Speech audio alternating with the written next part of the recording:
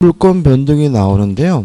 일단 개설 나와 있고 권리자로부터 취득이 나와 있는데 기본적인 생각은 동산의 물권의 변동도 우리 민법은 형식주의를 취하기 때문에 점유를 이전하면 인도라면 물권이 변동된다는 내용이 나오고요. 오른쪽에 보시면 인도해가지고 인도의 종류가 나와요. 이 부분은 개념입니다. 개념. 무슨 말인지만 알면 돼요. 중요한 건 아니고. 일단 현실의 인도라는 것은 진짜 주는 겁니다. 뭐 설명드릴 게 없고요. 그 다음에 간이 인도라는 말이 나오는데요. 간이 인도라는 것은 뭐냐 하면 양수인이 이미 점유하고 있을 때 인도 방법입니다. 무슨 말이냐면 갑이 카메라 동산을 가지고 있는데요. 을에게 빌려줬어요. 그래서 을이 동산을 점유하고 있는데 써보니까 좋아요. 그래서 야 이거 나한테 팔면 안 되겠니? 그랬더니 갑이 좋대요. 그래서 이거를 매매하기로 했어요. 그러면 갑에서 을로 소유권이 넘어가려면 갑이 을에게 뭘 해줘야 되냐면 인도를 해줘야 된다. 그래서 굳이 이것을 대받아서 줄 필요는 없겠죠. 만약에 받을 사람 양수님이 점유하고 있을 때는 이제부터 그 카메라는 네 거다라는 의사표시만으로 인도가 이루어지는데 이게 뭐죠? 간이 인도라고 합니다. 그 다음에 점유계정은 양도인이 계속 점유하게 되는 인도 방법을 말합니다. 갑이 카메라를 가지고 있는데요. 을이 와가지고 카메라를 팔래요. 그래서 갑이 안 판다는 거죠. 왜 안 파냐 그랬더니 야 이마 좀 있으면 동계올림픽이고 얼마나 내가 카메라 쓸 일이 많은데 내가 너한테 카메라를 파냐 라고 했더니 우리 갑에게 어떤 제안을 하냐면 네가 나한테 카메라를 팔면 내가 너한테 올림픽 기간 동안 한 달 동안 빌려주겠다라고 해요. 그래서 갑이 어떻게 해요? 좋다 그랬죠. 팔았으니까 인도해주고 빌렸으니까 돌려받고 그럴 필요는 없다는 거죠. 내가 너하고 매매했지만 한 달 동안 빌렸다라는 계약만 있으면 양도인이 계속 점유하더라도 인도가 이루어진 것으로 보게 되는데 이게 뭐죠? 점유 계정이라고 합니다. 어디 가셨어요? 전화 주시는 거네. 그 다음에 세 번째 목적물 반환 청구권의 양도죠. 요거는 뭐냐면 제3자가 점유하고 있을 때 인도 방법입니다. 요런 얘기죠. 갑이 카메라를요 병에게 대여해 줬어요. 그래서 병이 카메라를 현재 점유하고 있는데 을이 나타나서 카메라를 팔래요. 그래서 갑이 좋다 해서 갑이 을에게 카메라를 팔기로 했거든요. 근데 얘가 좀 싸가지가 있고 착한 놈이면 받아자가 주겠죠. 이게 뭐예요? 현실의 인도인데 이 자식이 을한테 뭐라 그러냐면 네가 가서 받아 그런단 말이죠.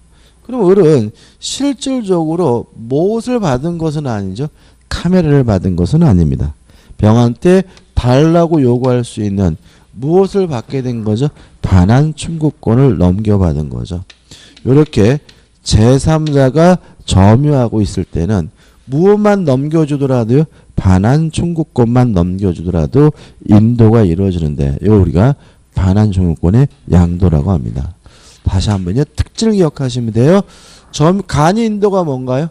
받을 사람이 양수인이 이미 점유하고 있을 때 인도 방법입니다. 점유 계정은 뭐죠? 인도했는데도 불구하고 양도인이 계속 점유하기로 하는 인도 방법이 뭐죠? 점유 계정이고요.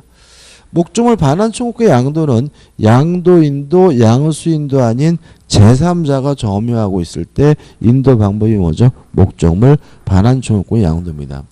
따라서 요 네 가지 중에 하나를 선택해서 인도를 하게 되면 동산에 관한 물권이 변동되게 되는데 한 장을 넘겨보시면 이제 뭐가 나오냐면 무권리자로부터 취득해서 선의취득이 나옵니다.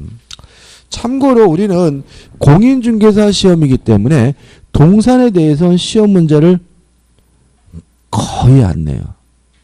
거의 안 낸다는 말은 낸다는 얘기입니다. 거의 안 된다는 말은 40문제 중 한 문제가량은 낼 수도 있다는 얘기고요.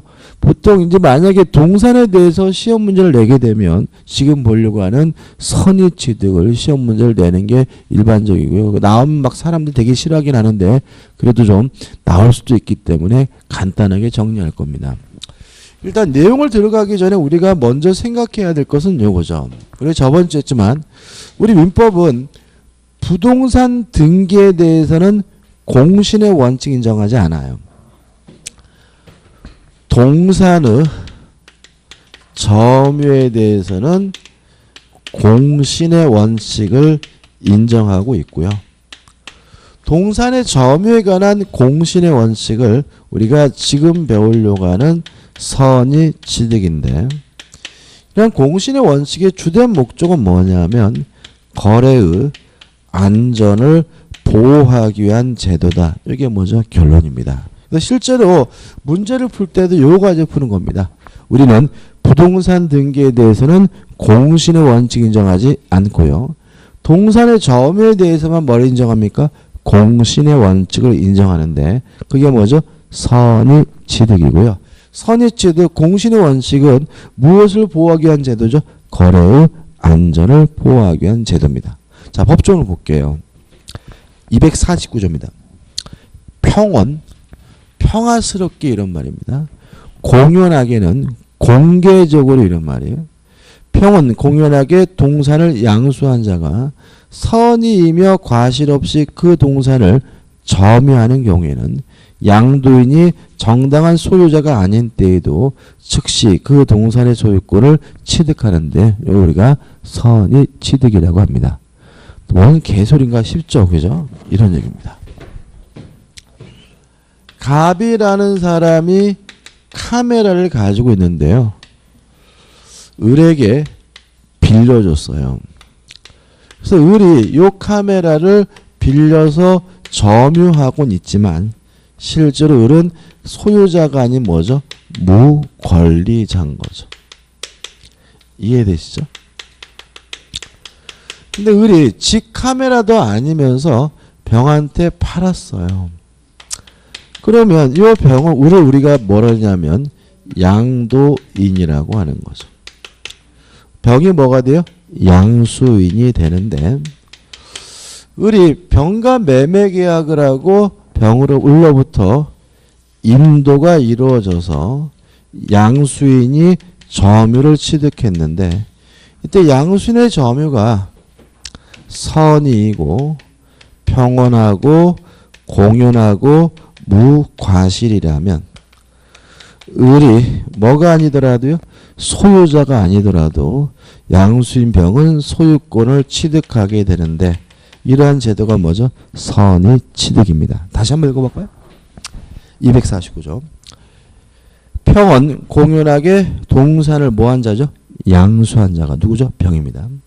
선의이며 과실 없이 그 동산을 점유한 경우 양도인이 누구죠? 을이죠. 정당한 소유자가 아닌 때에도 즉시 그 동산의 소유권을 취득한다. 이게 뭐죠? 선의취득이 되는 거죠. 이해되시죠? 여기다 이제 살을 좀 붙이면 돼요.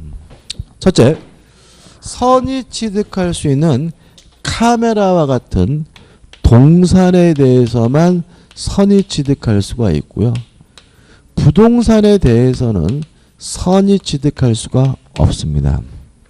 왜냐하면 선의취득은 공신의 원칙인데 우리 민법은 동산에 대해서만 뭘 인정해요? 선의취득을 인정해요. 부동산에 대해서는 무엇을 인정하지 않습니까? 선의취득 공신의 원칙 인정하지 않아요. 과거에 이런 게 한번 시험에 나왔어요. 갑이 을과 만나가지고 하지도 않은 매매를 한 것처럼 가정해서 갑이 을에게 등기를 해줬고 을이 또다시 병과 매매 계약을 하고 등기를 해줬더니 병은 요 부동산에 대한 소유권을 선이 취득한다. 그럼 뭐예요?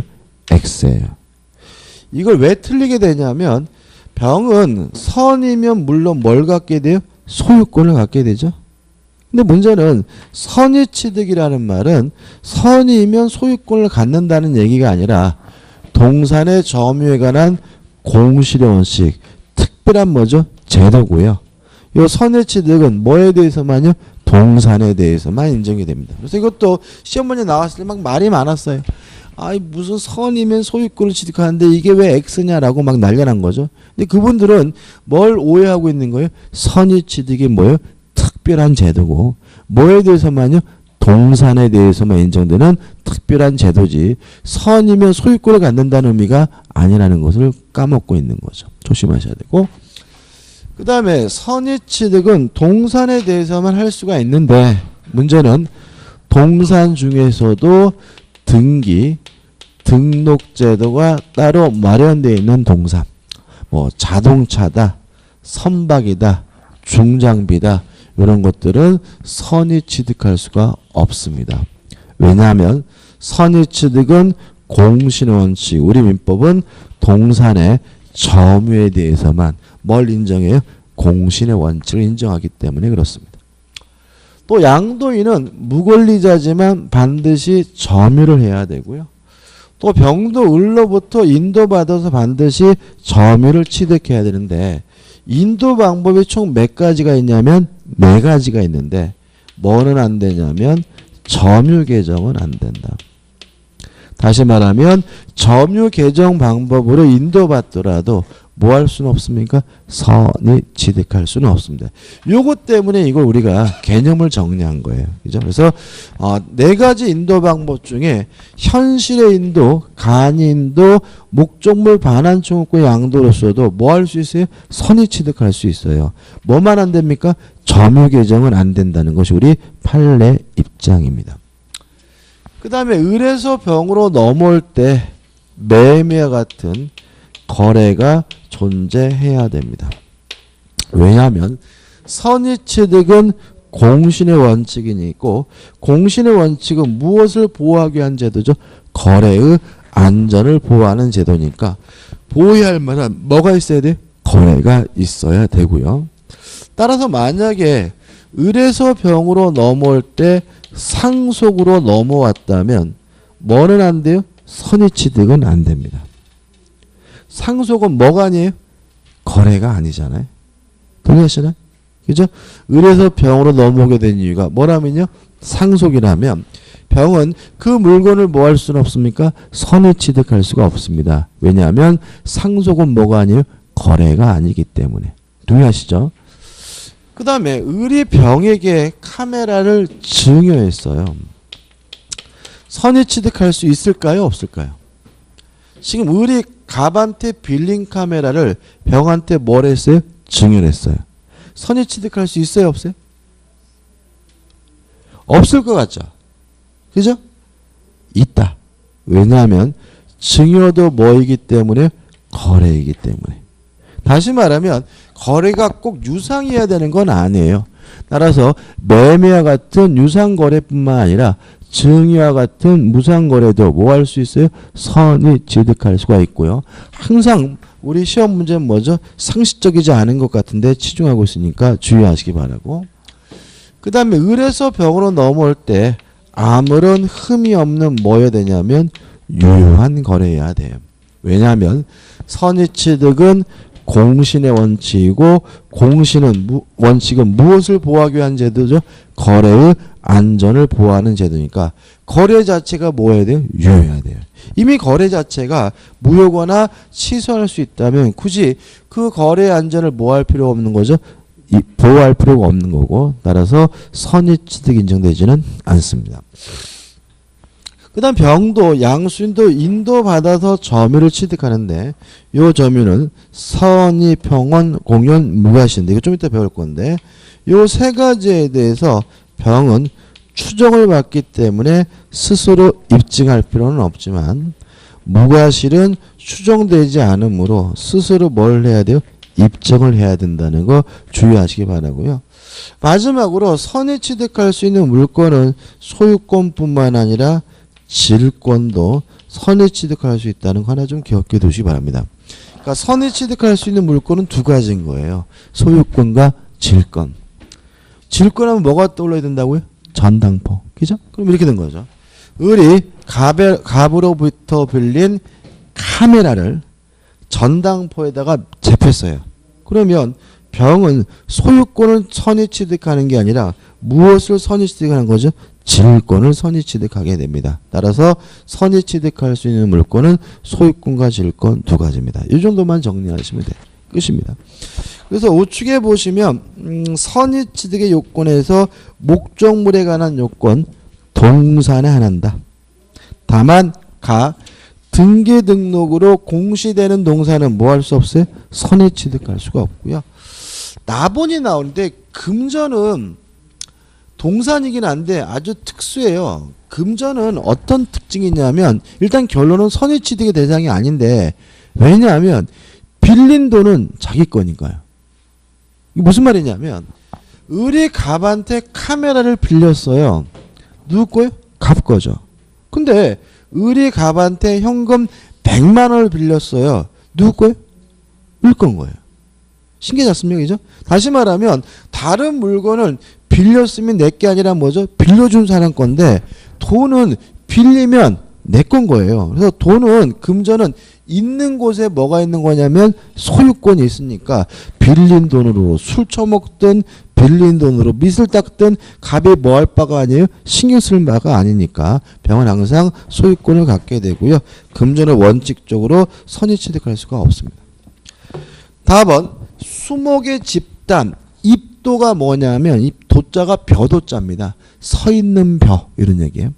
미분리 과실 부동산이죠. 부동산은 뭐 할 수 없어요? 선의 취득할 수가 없습니다.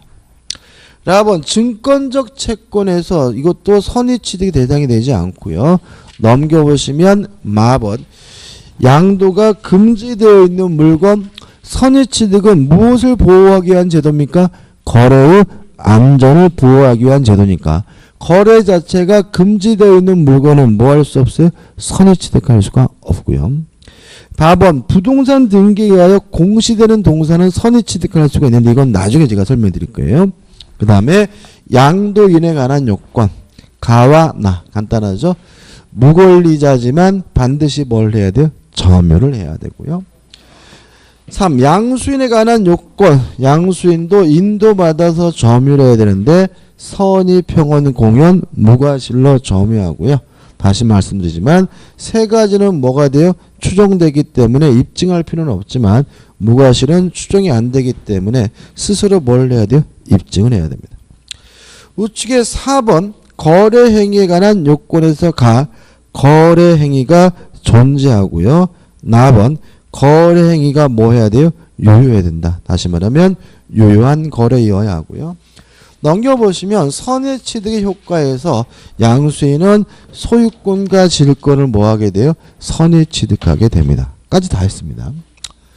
그 다음에 이제 도품 유실물인데 제가 지금 시작하면서 을이 갑의 카메라를 빌려서 팔아먹었다 그랬죠?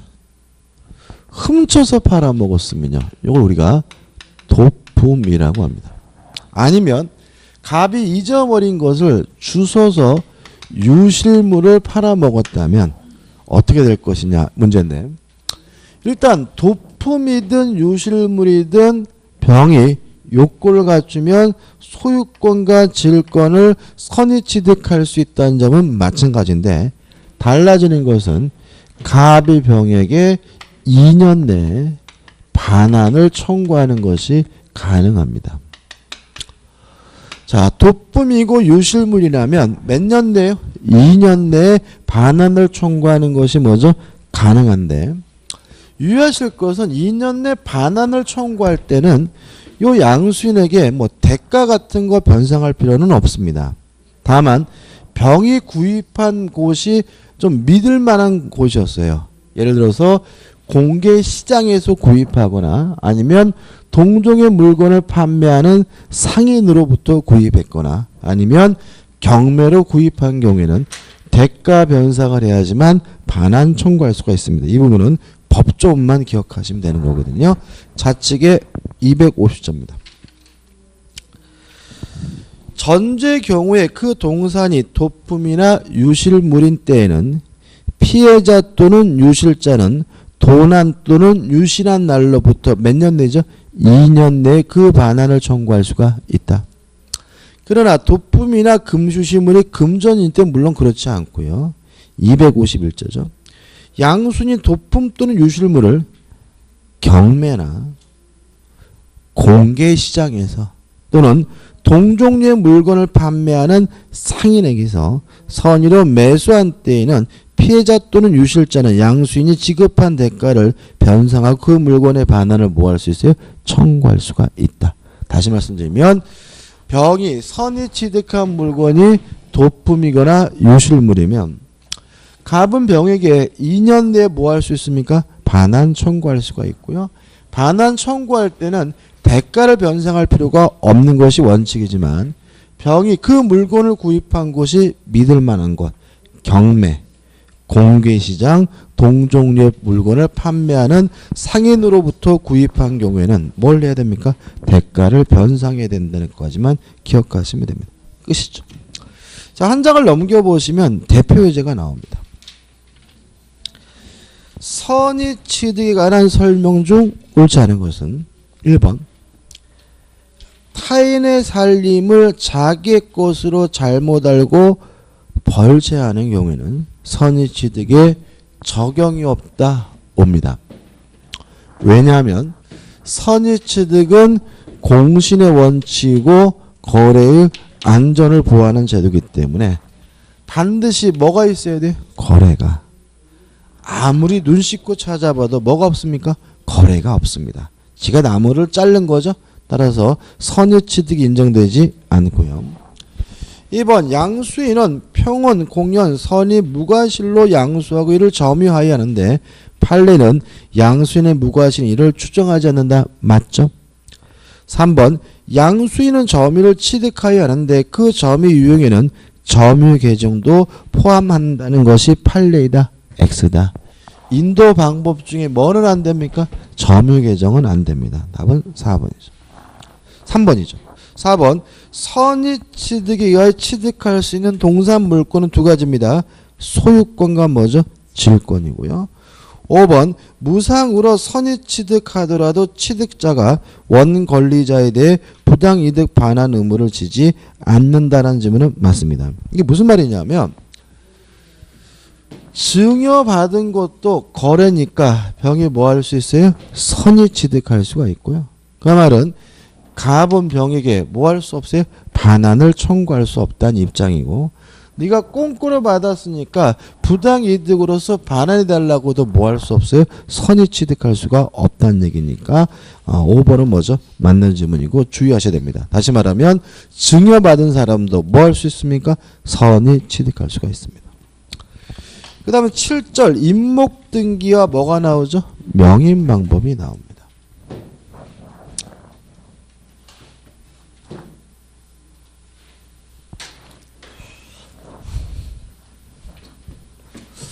자, 우리가 대외적으로 권리자임을 보여주는 방법을 공시방법이라고 하고 부동산은 등기, 동산은 점유를 공시방법으로 하고 있습니다.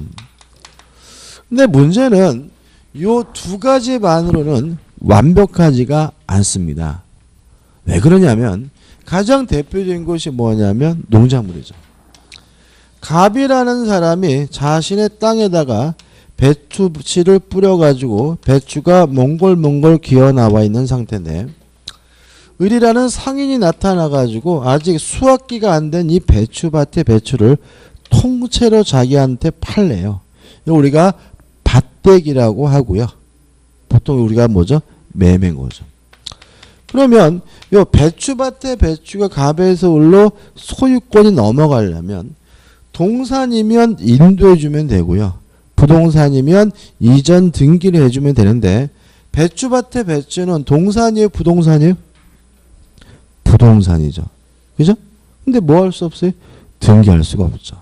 그래서 이 두 가지만으로는 모든 것을 다 뭐 할 수 없어요? 커버할 수가 없어요. 그래서 우리 판례는 두 가지를 제외한 기타 나머지 공시 방법 대외적으로 권리자임을 보여주는 방법을 하나 인정하고 있는데 이걸 우리가 명인 방법이라고 합니다.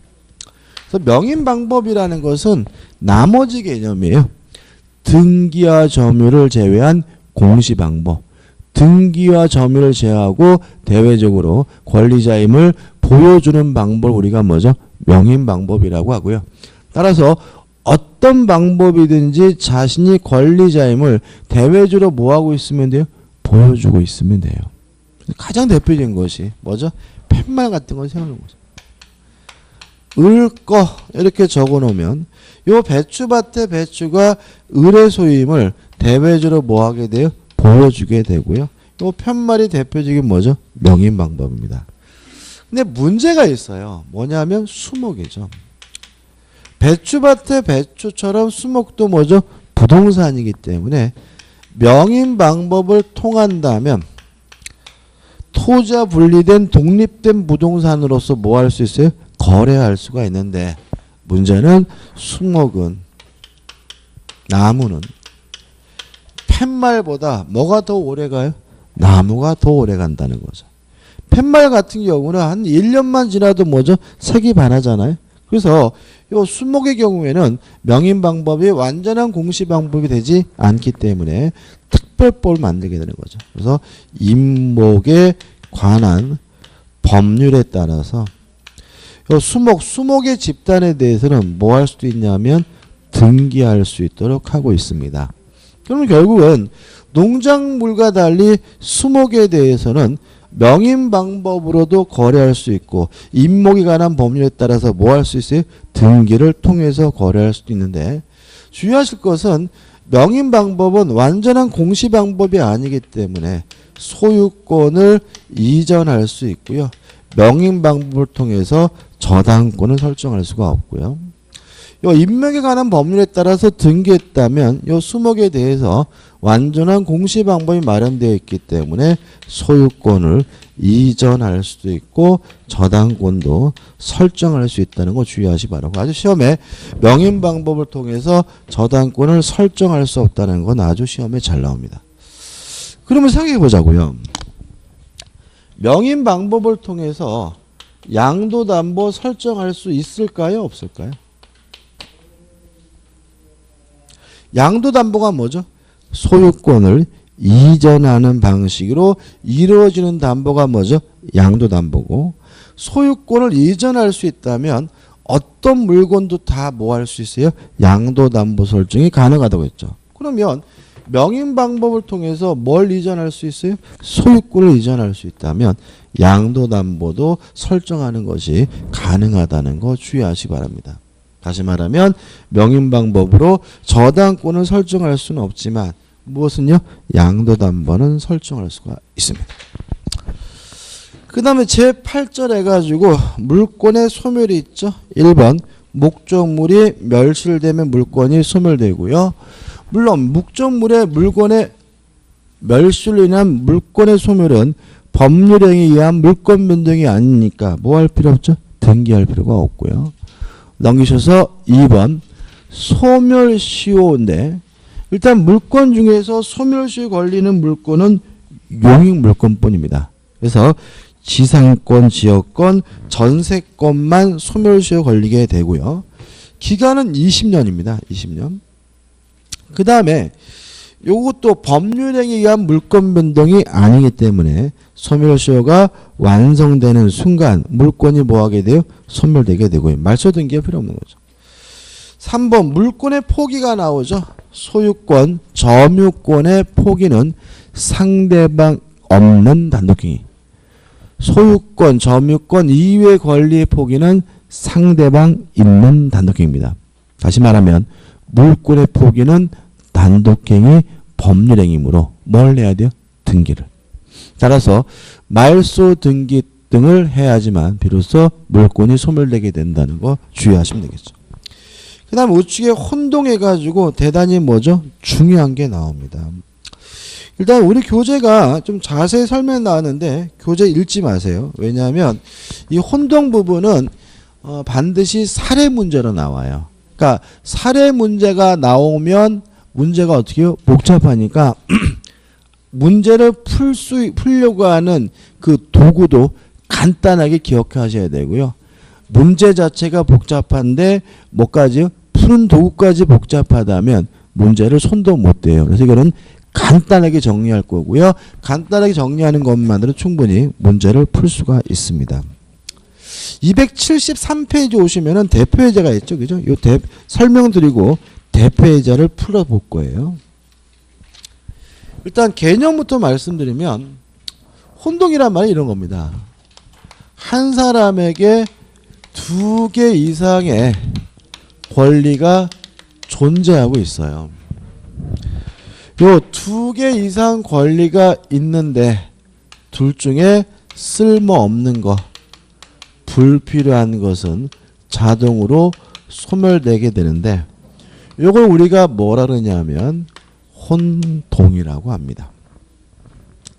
예를 들어서 전세권을 가지고 있던 사람이 중복해서 그 건물의 소유권을 갖게 됐다면 굳이 전세권까지 뭐 할 필요 없어요? 가지고 있을 이유는 없으니까 소유권을 취득하는 순간 전세권은 자동으로 소멸되는데 이걸 우리가 뭐죠? 혼동이라고 합니다.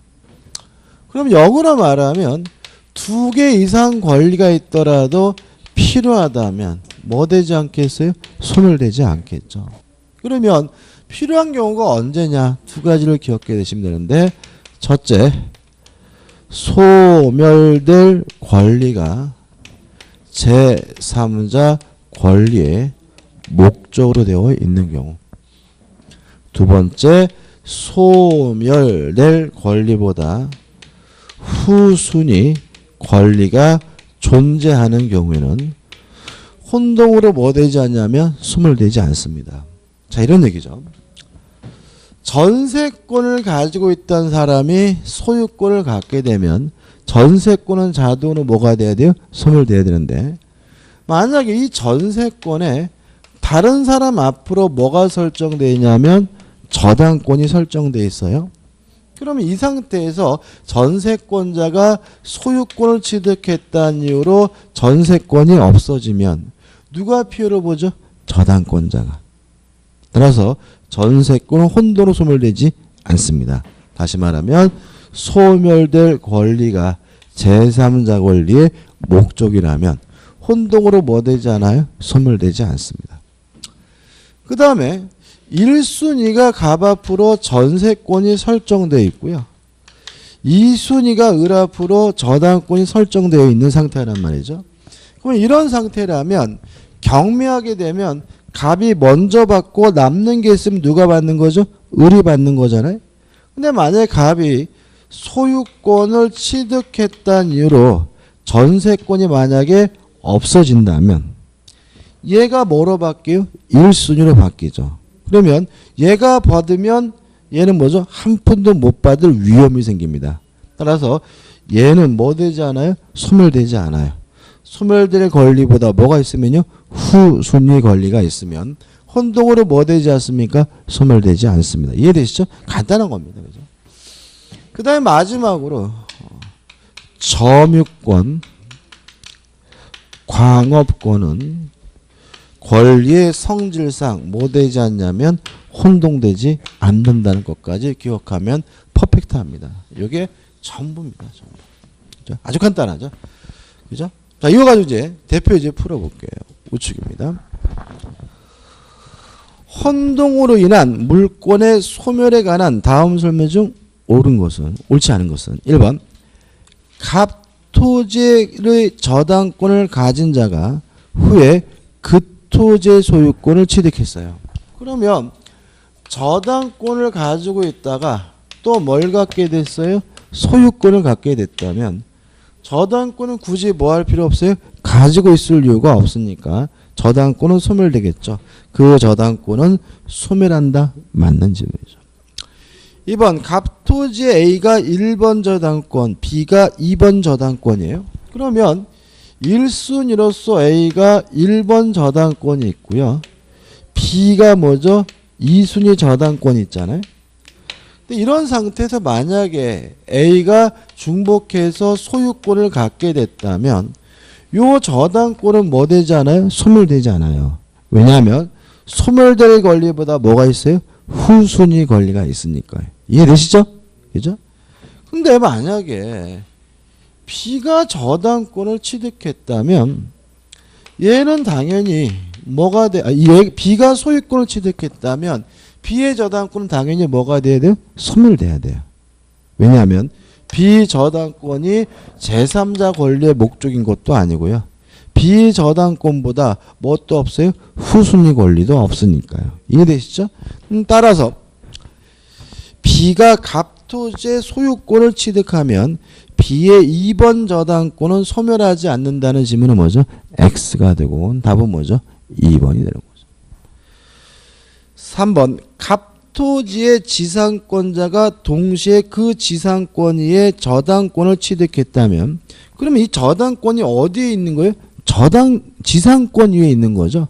이 사람이 또 뭘 갖고 있어요? 지상권을 가지고 있다면 굳이 저당권을 가지고 있을 이유는 없으니까 저당권 혼동으로 소멸한다. 맞는 질문이고요. 4번 갑토지의 지상권자가 상속으로 소유권을 취득하였더라면 그럼 원칙적으로 지상권은 뭐가 돼야 돼요? 소멸이 돼야 될 텐데 문제는 그 지상권이 타인의 저당권의 목적이 되었을 때는 혼동으로 뭐 하잖아요? 소멸하지 않는다. 맞죠? 왜요? 소멸될 권리가 뭐예요? 제3자 권리의 목적이니까요. 5번 지역권자가 승역제 소유권을 취득했다면 더 이상 지역권을 가지고 있을 이유는 없으니까 지역권은 뭐 하게 됩니까? 소멸하면 되겠죠. 그죠? 그러니까 이것도 그러니까 뭔가 많이 아는 게 아니라 뭐가 필요한 부분이죠? 연습이 필요한 부분입니다. 그래서 요 정도만 정확히 기억하시면서 요 문제 가지고 따져보시면서 아 이게 이해기구나라고 깨달음을 얻으면 그렇게 어려운 부분은 아닙니다. 자 이렇게 해서 물권법 총론이 끝났고요. 좀 쉬었다가 점유권으로 들어가도록 하겠습니다.